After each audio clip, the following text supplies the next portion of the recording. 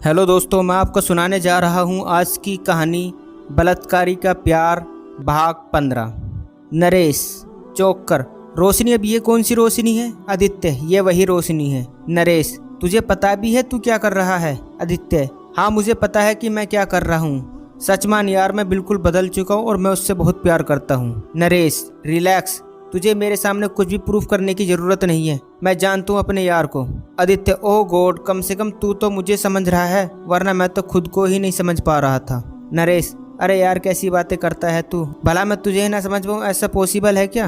पर मेरी बात सुन, यहाँ पर बात रोशनी की है तो मैं थोड़ा डाउट में हूँ कि वो तुझे एक्सेप्ट करेगी या नहीं। पर फिर भी मैं तुझको यही कहूँगा कि तू जाकर उसे अपने दिल का हाल बता दे, क्योंकि जब तक तू उसे कहेगा नहीं तब तक तुझे कैसे पता चलेगा कि वो क्या चाहती है। मैं हमेशा तेरे फैसले के साथ हूँ, जा कह दे उसे अपनी दिल की बात।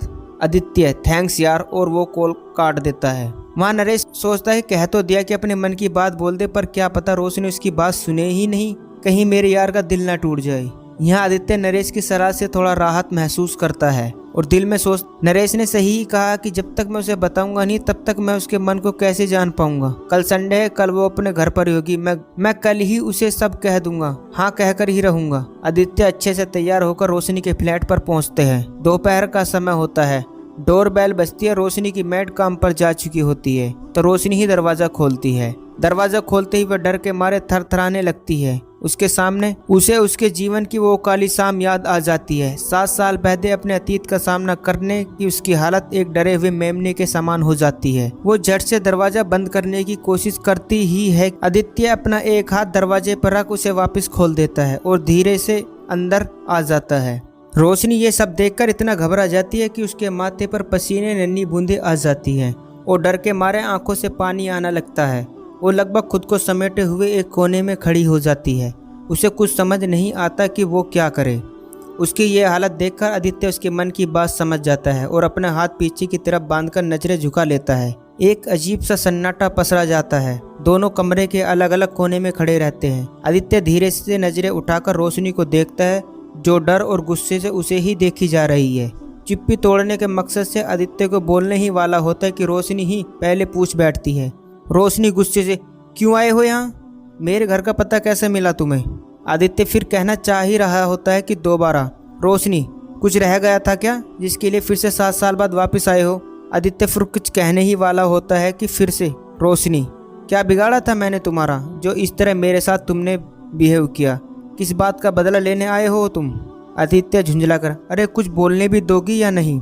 आदित्य के ऐसा रिएक्शन से रोशनी शक पका जाती है और बड़ी बड़ी आंखें करके उसे देखने लगती है। आदित्य एक लंबी सांस लेकर, सुनो, मुझे तुमसे कुछ कहना है, पर उससे पहले तुम्हें कुछ बताना भी है।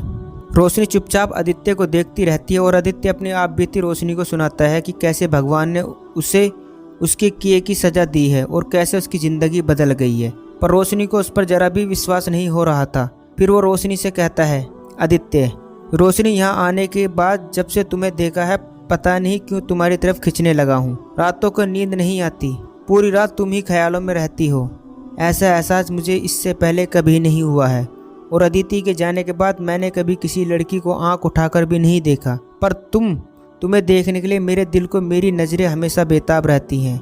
जाने क्या हुआ, पर लगता है कि मैं तुम्हें चाहने लगा हूँ। हाँ रोशनी, मैं तुम्हें चाहता हूँ, आई लव यू। रोशनी उसे एकटक देखे जाती है। क्या रोशनी आदित्य को अपना पाएगी या फिर क्या नया होने वाला है उसके साथ? जानने के लिए पढ़िए अगला भाग।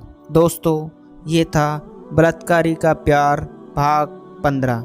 दोस्तों, आगे की कहानी जानने के लिए हमारे चैनल को सब्सक्राइब करना ना भूलें।